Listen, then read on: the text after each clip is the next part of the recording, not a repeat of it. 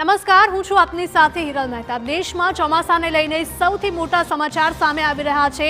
ચોમાસાએ હવે દેશમાં દસ્તક દઈ દીધી છે।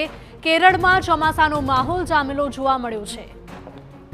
તો છેલ્લા 16 વર્ષમાં દેશમાં સૌથી વહેલું ચોમાસું બેસ્યું છે। કેરળમાં ચોમાસાએ સત્તાવાર દસ્તક દીધી છે તેવું આઈએમડીએ નિવેદન આપ્યું છે। દેશમાં 8 દિવસ વહેલી ચોમાસાની એન્ટ્રી થઈ છે।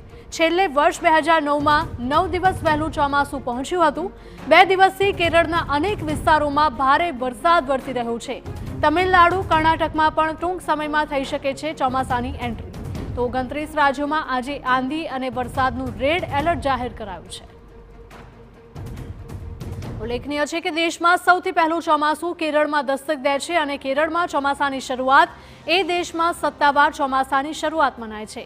સામાન્ય રીતે આ ચોમાસું 1 જૂનની આસપાસ કેરળ પહોંચતું હોય છે, પરંતુ આ વખતે ચોમાસાએ 8 દિવસ વહેલા જ કેરળમાં એન્ટ્રી કરી લીધી છે, જે 16 વર્ષમાં સૌથી વહેલી તારીખ છે।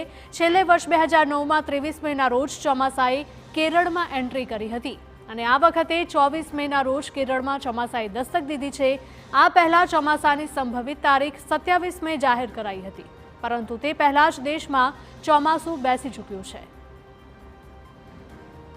તો આગામી સમયમાં ચોમાસું કેરળ સહિત તમિલનાડુ અને કર્ણાટકમાં પણ એન્ટ્રી કરે તેવી શક્યતા। હવામાન વિભાગના જણાવ્યા પ્રમાણે ચોમાસું 1 અઠવાડિયામાં દેશના દક્ષિણ અને પૂર્વોત્તર રાજ્યોને કવર કરી શકે છે અને 4 જૂન સુધીમાં જ તે મધ્ય અને પૂર્વ ભારતમાં પહોંચી શકે છે। પ્રી મોન્સૂન એક્ટિવિટીના ભાગરૂપે દેશના કુલ 29 રાજ્યોમાં આંધી અને વરસાદનું રેડ એલર્ટ જાહેર કરાયું છે। આ સાથે ગુજરાત, મહારાષ્ટ્ર, કેરળ અને કર્ણાટક સહિત ગોવાના દરિયાકાંઠાના વિસ્તારોમાં ભારે વરસાદની શક્યતા સેવાઈ રહી છે।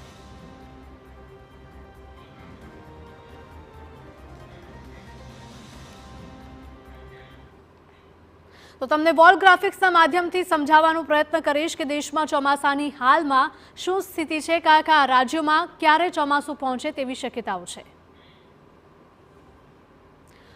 તો મેપમાં તમે જોઈ શકો છો કે કેરળમાં ચોમાસાની એન્ટ્રી થઈ ગઈ છે।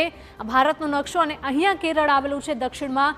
દર વર્ષે અહીંયાથી ચોમાસાની એન્ટ્રી થતી હોય છે અને ત્યારબાદ ચોમાસું ધીમે ધીમે આગળ વધતું હોય છે અને દેશના અન્ય રાજ્યો છે ત્યાં પણ ચોમાસું દસ્તક દેતું હોય છે અને આ ઉપર તમે જોઈ રહ્યા છો કે અન્ય રાજ્યોમાં પસાર થઈને ગુજરાત સુધી ચોમાસું પહોંચતું હોય છે, એટલે કે લગભગ 15 જૂનની આસપાસ ગુજરાતમાં, દક્ષિણ ગુજરાતમાં ચોમાસું દસ્તક દઈ શકે તેવી આગાહી આપવામાં આવી છે અને ત્યારબાદ 20 અને 25 તથા 30 જૂન સુધીમાં સમગ્ર ગુજરાતને ચોમાસું કવર કરી શકે તેવી સંભવિત તારીખો આઈએમડી દ્વારા આપવામાં આવી છે। એટલે કે આજે કેરળમાં છે તે ચોમાસાની એન્ટ્રી થઈ ચૂકી છે અને ધીમે ધીમે તે આગળ પણ વધશે અને ત્યારબાદ ગુજરાતની જો ખાસ આપણે વાત કરીએ તો 20 જૂનની આસપાસ ગુજરાતમાં ચોમાસું દસ્તક દઈ શકે છે। એટલે કે આ વખતે ચોમાસું છે તે 16 વર્ષ બાદ વહેલું બેસ્યું છે। 8 દિવસ વહેલું ચોમાસું બેસ્યું છે।